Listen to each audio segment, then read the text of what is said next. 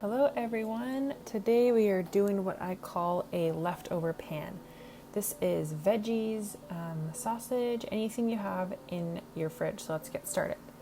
We are going to first preheat our oven to 400 degrees, and next we are going to get a baking sheet. If you have one of these fancy silicone pads, they're really great. You don't have to use spray, but if you don't have one, go ahead and spray your pan with cooking spray so that it doesn't stick. So if you're following along with our recipe, number 3 is to chop all the veggies. I've got carrots and some green bell pepper. I don't have sausage, which I usually use, so I'm actually just going to use a hot dog, which works great, and then a potato. And we're going to chop all of these vegetables up, starting with our potato, just using a potato peeler. I'll go quicker here for everyone. And potatoes, you're going to want to slice a little bit smaller than everything else since they do take a little bit longer to cook. So here is our large mixing bowl.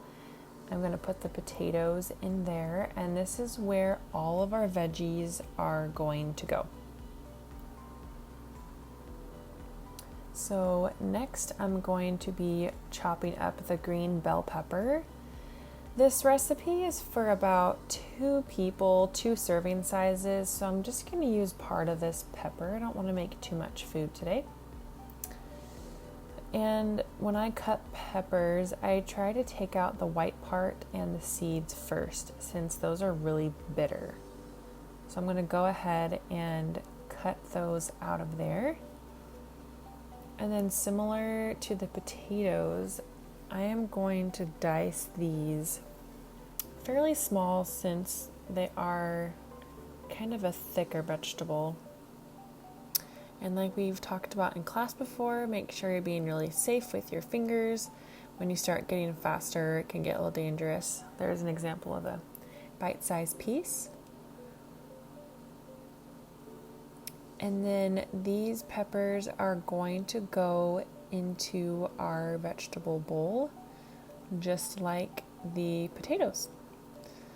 So I'm going to go ahead and put all of these in there. The next thing I'm going to chop up is my hot dog.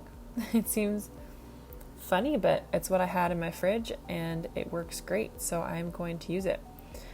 I am going to cut it up into slices. Same thing, just some bite-sized pieces, which I am also going to add to my bowl. And hot dogs are already pre-cooked, so it's not a huge deal. Really what the size of these ones are. So now I will add them into my bowl like so. And then the last thing I'm going to chop up is carrots. And when I'm doing this recipe, I don't measure too much. I'm just going to do a little handful of carrots.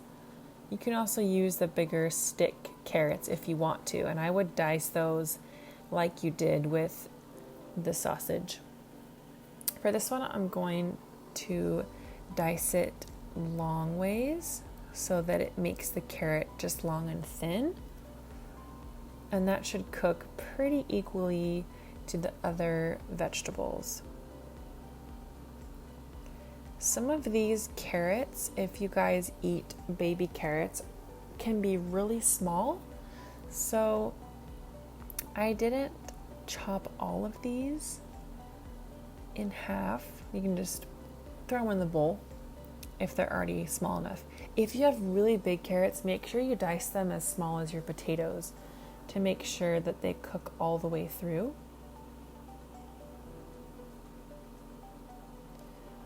Chop, chop, chop into my bowl. And like I said, you can add any vegetable. I have on the recipe zucchini or broccoli or squash. You can do anything you want as long as they're all kind of diced the same size. I'm going to use my spatula and mix everything up. here is what it all looks like. Just kind of combination, nice colors, all evenly mixed. I wanted to show you guys the herbs and spices that we're using. So we have pepper and salt, and then this is my parsley and oregano. And what I like to do for a lot of my herbs is actually buy them in bulk at the grocery store. And I got these jars just from Amazon, and these labels are from Amazon too. It's so much cheaper to buy in these bulk bags instead of the separate containers. So I just buy them when they start getting low, and I fill them up. And yeah, just a little tip to save you some money. And then the last one I'm gonna do is actually really cool. This is lightly dried basil, so it's not completely dry like the parsley and oregano I just showed you. You actually keep this in the fridge, and it lasts for up to a month in the fridge, which is great. So it's almost fresh, but doesn't go bad as quickly. So I really like this. This is in the refrigerated section over by produce, if you look for it in the grocery store. So you're going to add our 1 teaspoon of oregano here. We're going to do also our 1 teaspoon of parsley. I'm putting these into a smaller mixing bowl so I can mix them before I add it to the veggies. My basil, I'm just going to do a sprinkle of basil. A 1/4 teaspoon or 1/2 teaspoon would work, but since it's more fresh, I do a little bit less. And then salt and pepper, we are going to be doing a 1/4 teaspoon of each. And if you like things saltier, you can totally add more here. I just have a fork. I'm gonna stir it up a little bit, get all the spices combined. And then the next thing I'm going to do is mix olive oil into the vegetables and my meat. So our recipe calls for 3 tablespoons. Just put it directly on here, and then I'm going to use my spatula again to mix everything up really evenly. It's really important to coat everything in here. One, so that it doesn't stick to your pan, and also so that it cooks well and the vegetables and other things don't dry out. So now you're going to use your spices and sprinkle them into the bowl and mix them together. I think you can kind of tell the proportion of spices to your food, so I think I'm not going to use all of my herbs and spices because it looked like kind of a lot to me. So I'm going to use most of it, mix it all together so it's really even on all the pieces, and I will show you guys what this looks like. Ta-da! So the next step is going to be putting this onto your prepared pan. I just use a spatula and kind of mix it around. You want to make sure that nothing's piling on top of each other, so everything cooks nice and evenly. I'm just gonna spread it out, and then when we check at the end to see if it's done, I'm going to be checking the potatoes since they usually take the longest to cook out of all of these.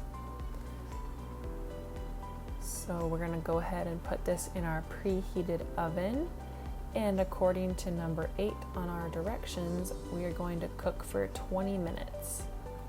Also during this time, you can open the oven and stir it around. I don't have very much on there, so I think it's just fine to do the whole 20 in there without moving it around. Like I said, I'm going to use my fork to check the potato if it goes in really easily, which that looks like it does. I can kind of cut it really easily. It's done. That's all you need. You can do it over rice, by itself, anything you want.